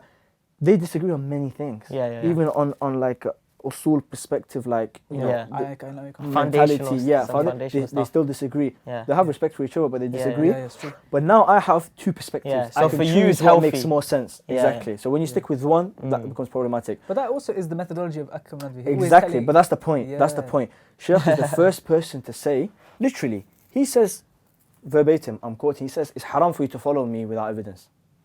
He said, if you don't know my evidence, it's haram for you to follow me. Allahu Akbar. And he says, is that because you're Taalib al-ilm, because you've reached that, once you become a student? To be honest with you, he says that to everyone. Everyone. But the word evidence might mean something different. Okay. You don't need to read the text. Basically, you need to be convinced. So what he says about following, he doesn't like blind following and taqleed. Okay. And not everyone's going to be an alim. And the counter argument will be, we're not even learned enough to read the evidences. It's not about that. It's about being convinced. It's about listening to two arguments, seeing what resonates more based on your limited understanding. The Prophet said, "Istafti qalbak," like in one of the hadith in Arba'in. Seek. Just make your heart content. Consult your heart. Consult your heart. So you base that on the limited knowledge that you have. So that's he feels strongly about those. He doesn't say to the Taalib, he says this to everyone. He doesn't want you to just follow someone. On Yawm al-Qiyamah, you're going to be asked. Not exactly. him. Right. So he always says like, you should be learning something new every time I'm speaking to you. And subhanAllah, it's practice, it's not theory, because I've been in classes and where brothers have taken it too far. Honestly, like brothers who might not necessarily study with him every week, they'll come to some of the classes and they would argue with him. Really? And I remember one particular occasion there was a brother at the back, and he's like strong brother as well. Big brother. Yeah. Yeah. And he was like, "Oh, but Sheikh, how can you go against Imam Nawawi?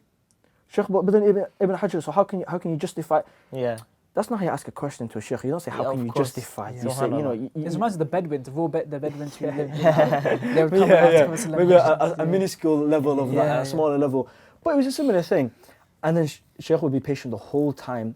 And I think there's a difference between being annoyed but holding your tongue and genuinely not being annoyed in the first place. And I know Sheikh, I look at his face, he wasn't annoyed in the slightest, he was just answering the questions. What's going on with it? And you know, the point is, a month later, like we had a break to pray, and we were putting our shoes on, and the same brother was there. Then Sheikh saw him and says, "Oh, where are you in the classes? Why didn't you come back?" Yeah. So he's not saying, finally, this guy who's arguing with me, no, he wants him to come back. Wants him back, he wants him there. Yeah, subhanAllah. He doesn't care that he's arguing. That's beautiful. So that's one of the main reasons why, you know, because you add that mentality, you add it to the profound insight. And so this is basically, it's a gem. Like, you know, sometimes we think we need to study abroad. And for many, many years, my goal was to study in the University of Medina. I wanted to, you know, that was me. That was for everyone. So, that's the benchmark. Well, it's the perceived benchmark. Perceived benchmark, yeah. Well, if you think about it, if a scholar from Medina comes to Manchester, then, and I study with him, what was the difference between that and me going to Medina and studying with him? So Sheikh Akram, you know, Abul Hassan Nadwi's student is living in England. Yeah. And you have a chance to... The insight is there. Yeah. You don't have to go anywhere else. He's right there for Honestly. you. Yeah. So I'll also add as well, I mean, like, in terms of the foundations as well, like, even if you would like to, I mean, for me, I've been doing private tuition for Arabic for like 2.5 years. And he's from Egypt. Like, even just before I came here, I just had a class. Okay. And so, like, for me, like, that was like the next best thing for me. Yeah.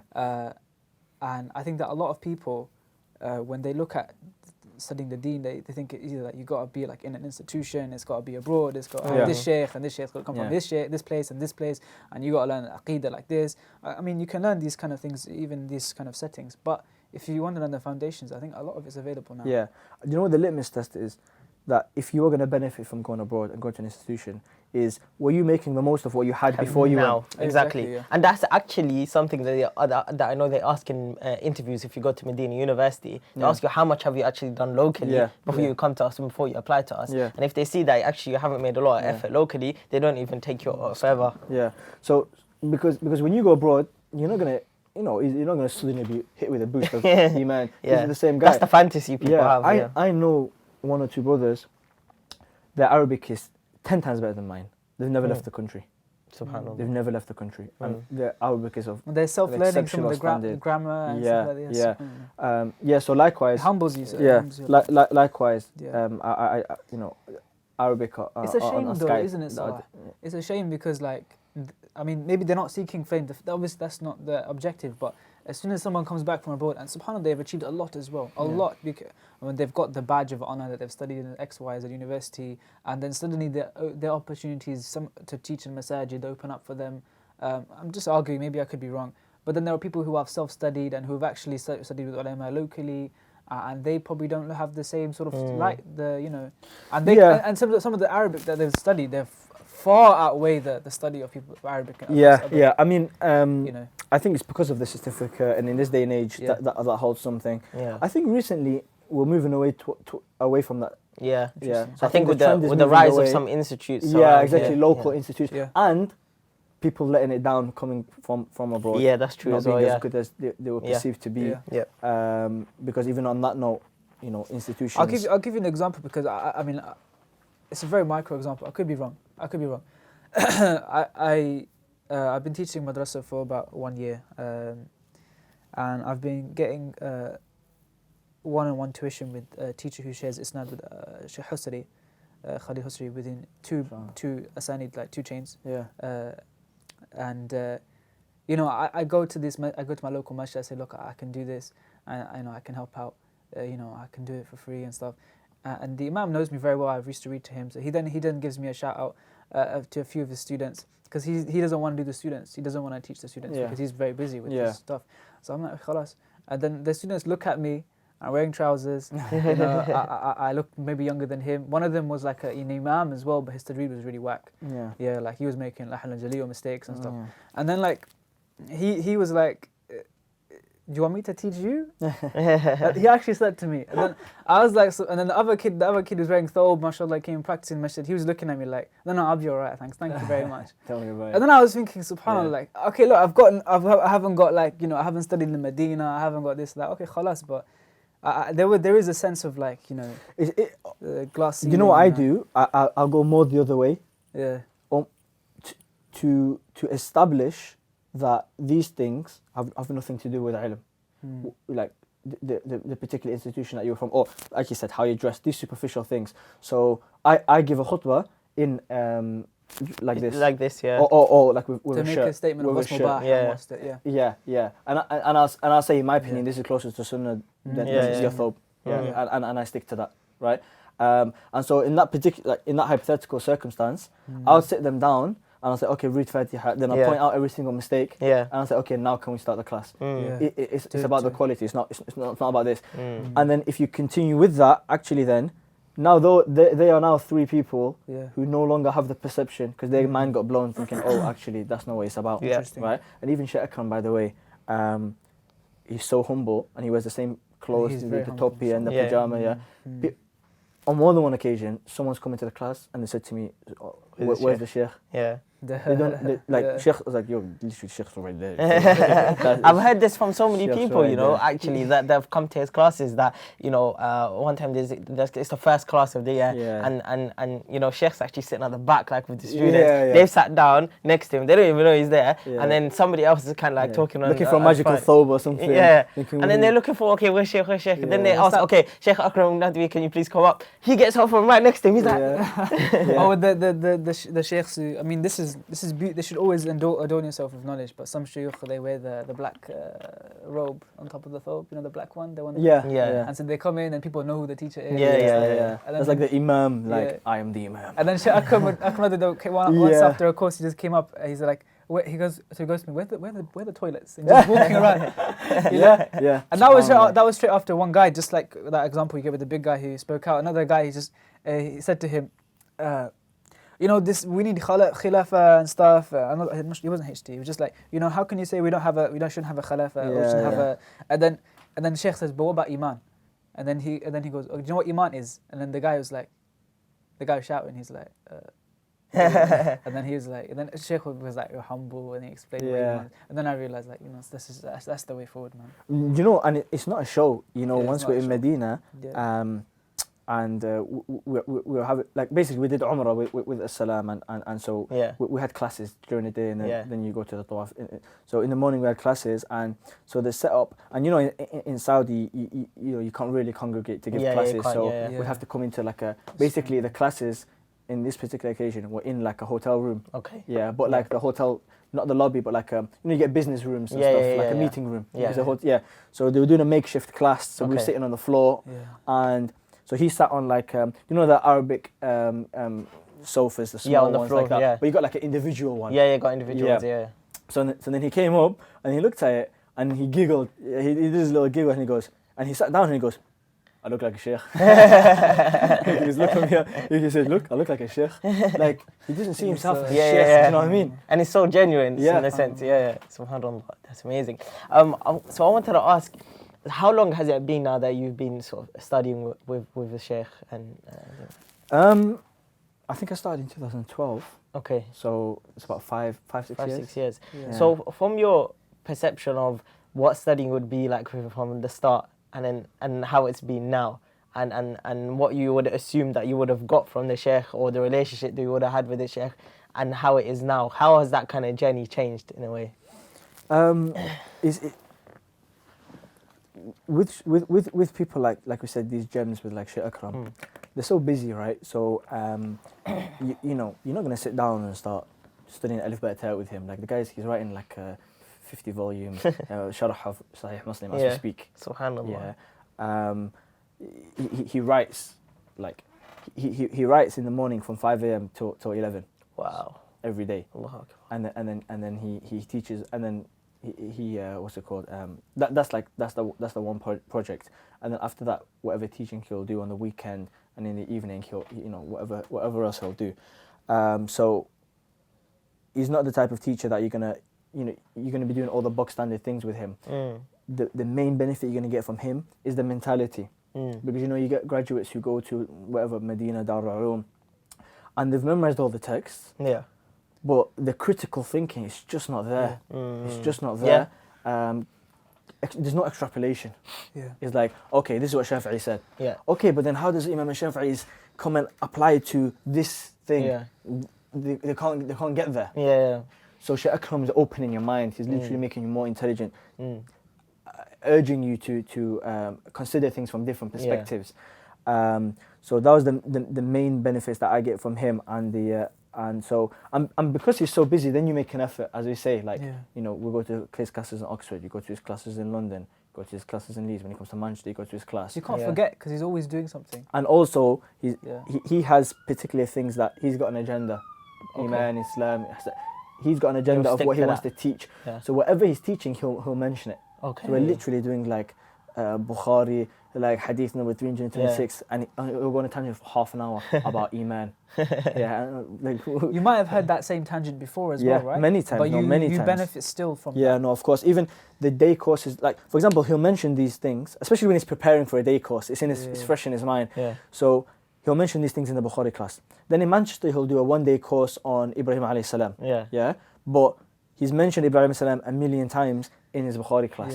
So when I'm going to the Ibrahim alayhi salam class, he's mentioning all again. This is like the 7th time I'm hearing it. Subhanallah. But there's a new perspective. Every time there's a new perspective.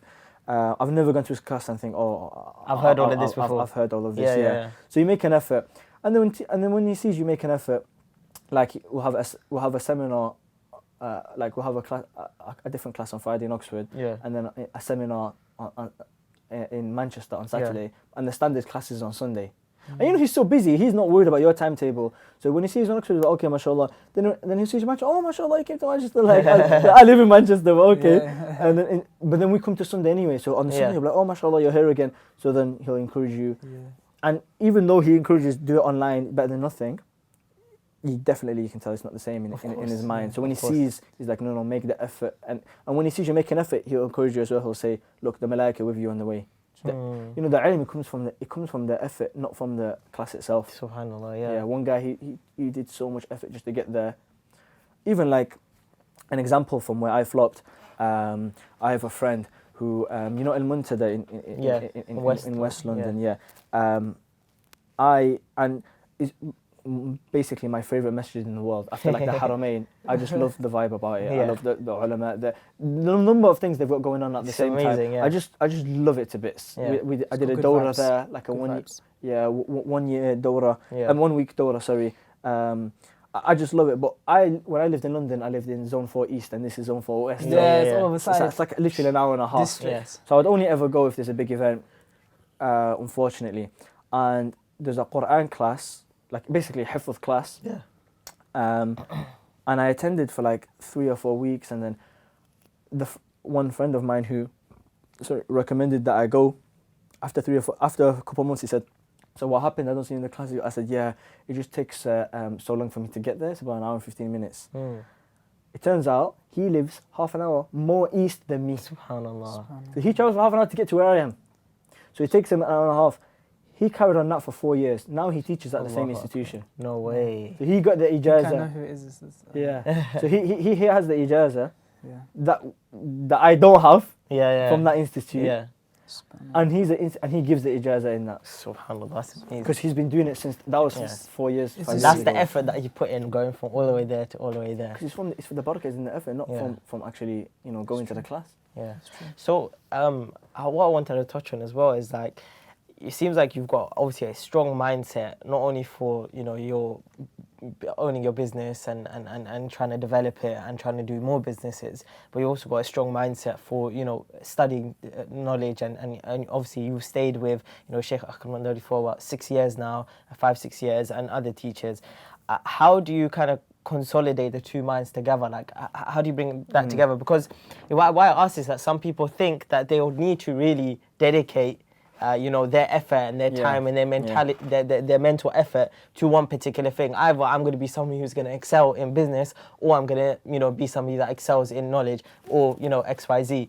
And sometimes it's not just them; it's fed through the Muslim community and the Ummah that there's some mentality here that says, okay, everybody should kind of stick to their own lane. We've got a couple of people that should be good at business, we need a couple of people that should be good at knowledge, we need a couple of people should be good at this. Everybody sticks in their lane. So how do you kind of merge those mindsets and kind of like overlap between them? No, that's a very good question actually. First, I identify like what's the passion in life. What's my passion in life? Yeah. Everyone's different. Everyone has their own thing. My passion is studying. Yeah.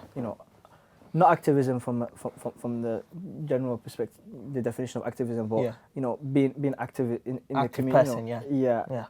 From the perspective of ilm. Okay. Becoming an alim and making a difference. Like Sheikh Akram, Sheikh Haytham, Sheikh Halan, all these shuyukh, they're doing things in different ways, but they're making, they're active in affecting the ummah. The affairs of the society, the community. Exactly. Yeah. And that was my passion. Sheikh Halan's a good example for that as well. Yeah, they're all very different, right? His institute, by the way, is 5 minutes walk from my house. Bukhari Center. Yeah, that's where I live in Manchester. Man, but unfortunately, he's too busy. So I identified my passion, my goal is studying.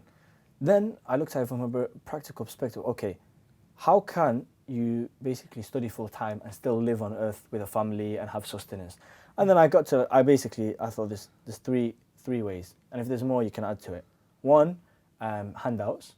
Okay. Like you get sponsored by the community. GoFundMe, this kind of things. Yeah. Two, you have a wealthy family. You've been blessed with a family who are supporting you, and you've got a stipend. And three, business, entrepreneurship, working on the side, right? And funding yourself, right? The first option, I think we can agree, is not the best. The downside to that option is that your respect in the community diminishes greatly. The community thinks that you owe them something, right? Because they're, you're only there because we put you there. It's very hard to instill taqwa in someone when they don't respect you, right? So and you're dependent. Yeah, dependent as well. And dependency is like the kryptonite to ilm, whether you're dependent to the sultan or you're dependent to that kind of thing, right? The second option is just factually incorrect. We're not wealthy, so that's ruled out for me. But even then, that kind of ties into the first point, the downfall that you might lose the respect. I'd say not as much because no one needs to know. Anyway, like if your dad is a very successful businessman who's also on the same page as you and he wants you to be a alim, a lot of the ulama, that's the case. They come from a wealthy family, they didn't need to work. You don't know because his family. Our dad has the right to give his kid as much money as he wants. This is Imam Ahmed and his mother. His mother worked in order to fund his studies, so he didn't have to do anything. Even Abu Hanifa came from a trading family, that got given to him. Maybe that's the right way, but in terms of like the people nowadays. Well, that's the first option that you're thinking of, like basically the GoFundMe handouts. Second option doesn't apply to me, and so the third option is to fund it myself. Right. So unequivocally, the sole intention of any of the businesses that I made is to facilitate the Taalib al-Ilm. Right, okay. Even the nature of what you're doing as well, it doesn't kind of like go against like what you want to seek in Taalib al-Ilm as well, isn't it? Yeah. Because this proofreading is kind of like, it's still using your brain. It's using your brain, something. So, in fact, away from entrepreneurship, and I told you I wasn't business minded, I was more academic minded. I went into academia, as you know, I'm doing a PhD, final year PhD, and the only reason I went into do a PhD is to facilitate Taalib al-Ilm. Okay. Because in a How does it do that? Well, in PhD, you don't have any classes. Your time is yourself. Yeah. But even after that, as an academic, most of your time is yourself. Right. It's your own. You own your time. Although you're working more than 9 to 5 most of the time. Yeah. But, for example, I can attend a class in the morning and then do my research in the evening. Or I can wake up early, do all my research in the morning, make a publication, then at 4 o'clock I can go to a class. Yeah. Whereas a standard 9 to 5, you can't attend a class. Like you can start your day at Fajr. Exactly. And you can end it and do Qaylula and Qaylula. Exactly. Basically, whatever I do, business, academia, ilm, it facilitates the Qaylula. so we have the entrepreneurship of academia, the ilm, and then you got the Qaylula. Whatever can facilitate Qaylula, that's what you're going to do. Yeah. But that and the second reason why I like going to academia is because I feel like it's like secular ilm, like I'm still learning. It's At the age of 60, I'm reading a page, I'm learning something. Right. Whereas as a job, with all due respect to everyone else in the world who's doing a 9 to 5, I feel like, you're giving back. So as a lawyer, if I went into, I did a law degree, if I went as a lawyer, I'll be doing a service. But I wouldn't feel like you're getting something. Exactly. Yep. So even for myself, I want to constantly be gaining. Or if you're doing manual labor, for example. Yeah. So it's like compound. You're looking for things that you can do at the same time, which will facilitate. Still come back to the root, which is to seek knowledge. So I'm exactly. So even now, I'll be happy at living as a professor. Learning something new every day. That's like ilm, but not on the level of sacred knowledge. So academia facilitates ilm. So then I said, I'm going in with this. And my PhD, I got rejected from 14 universities. Yeah, you did. I mentioned that. No way, wow. Yeah. So and then I got accepted on the 15th. Subhanallah. And then someone said to me, like, why would you carry on? Because there's no other option. This is my passion, this is my goal. I want to actualize this by any means necessary. If I give up on this, then what? I have to get a 9 to 5. Yeah, exactly. I can't do it. It's not in me. It's not going to happen. It's not going to facilitate that goal. So if I got rejected from 14, I get rejected from another 14. But alhamdulillah, on the 15th, it came through. And in fact, the PhD is not funded. Okay. So, wordsmiths came to fund my PhD. Allah. Subhanallah. But then, over time, alhamdulillah, it's picked up quicker than, in fact, the academic career. Yeah. And so now I'm at a stage where I have, we're still not at a stage where we're wealthy. Yeah. We've not made it. But you can be more comfortable in your finances. finances. Now I'm comfortable enough to say that I'm at liberty now to decide to either go into business or academia. Yeah. Right. So I have a choice between the two to facilitate ilm. And at the moment, things change every 6 months, but currently I'm thinking the business is more facilitative than the PhD. Yeah, or even, of course we'll finish the PhD, but academia, I've still got to put in a good 8 hours in the day, whereas in the business, in 5 years, not necessarily the case. Yeah. So to answer the question, how to balance the two, the 2 in 1 is the same thing. It's not a matter of balance. Okay. It's all towards one. If I had like 4 goals, how can I balance them? Yeah. But it's only one. It's only one. I'm trying to facilitate it. Okay. So even now, I have a strong desire to study the ilm full time. But I need to be patient. I need to wait till the business goes and finish the PhD. Yes. Then I'll let it facilitate. So there's a lot of long-term planning and strategy in terms of. So what advice would you give somebody to kind of align that together? Because I think a lot of people, the way that I was seeing it actually, is that there are multiple goals here, and you just have to juggle between the multiple goals. There's one goal that is the business. There's one goal that is the Taalib al-ilm. There's one goal that is the academia. But actually, instead of it looking like this, you've actually kind of said everything's supporting each other. What advice would you give somebody to be able to get to that stage where they can organize themselves and have a plan to be able to, for all of those things to support each other? So to basically prioritize, even like Shaykh Akram says, there's no such thing as balancing dunya and akhirah. There's no such thing as balancing dunya and akhirah, because you can't balance 2 unequal things. It's inherently imbalanced. So what do? You prioritize. So it's not about balancing, it's about prioritizing. One's more important than the other, right? So so in this case, he wants to balance. I'll say, well, don't balance, prioritize. What's the goal? And the goal might not be like my goal, because then his life will be then different to mine. The goal might be, Jannah, right? Okay, then how can you do that? You need the level of ilm to get there. You need the level of ibadah to get there. You need sustenance. So then it might not be like that. It might be like that. Even it might might be 2 things at the top. Sure. But find out what's that goal. Okay. What's that passion, and then Work everything else backwards facilitates. Yeah, exactly. That's an excellent point. Do you know why? Because when people say to me, should I do X, Y, Z? I said, you're thinking about it the wrong way. For example, should I study at University of Medina? I said, well, don't ask, the question is not, should I study at University of Medina? The question is, what's your goal? What do you want to be? Yeah. If you say my goal is I want to live in the Prophet's city, I say, well then that's probably your best route. Yeah. If they say my goal is to be an alim, I'll say It's one of many. Well, I can say there's many better places. Or you could apply at multiple places and see. Yeah. Or even like if your goal is to be an alim in the quickest route, I'll say this is not the idea. Yeah. I'll say I know a better institution, so I know a better plan, right? So it's about what the goal is, and you work backwards from that. Backward deduction. Yeah. Yeah. Oh, yeah. Is that scientific terminology? Economics. Yeah. But honestly, that's a golden piece of advice to work backward deduction.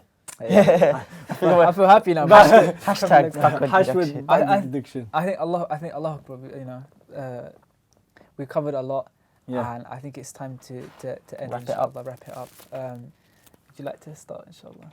Yeah. And, you know, Jazakallah khair, Salah, for coming down and alhamdulillah covering all of that. So just to wrap it up here, that this was episode 11 of Ibn Battuta's Boat. This podcast that is obviously brought to you as young British Muslims. That is who we're targeting, and this podcast is meant to be intellectually inspiring. You know, all these kind of topics that you've seen us cover in this episode and previous episodes may have been things that you would have been talking about with your friends, with your family, and sitting down trying to have critical conversations. Those are the conversations that we want to bring here and bring our guests down so that we can extrapolate their minds and really, you know, hopefully inspire you guys, you know, to take those ideas further with some practical benefits. And don't forget that we also have our podcast social medias.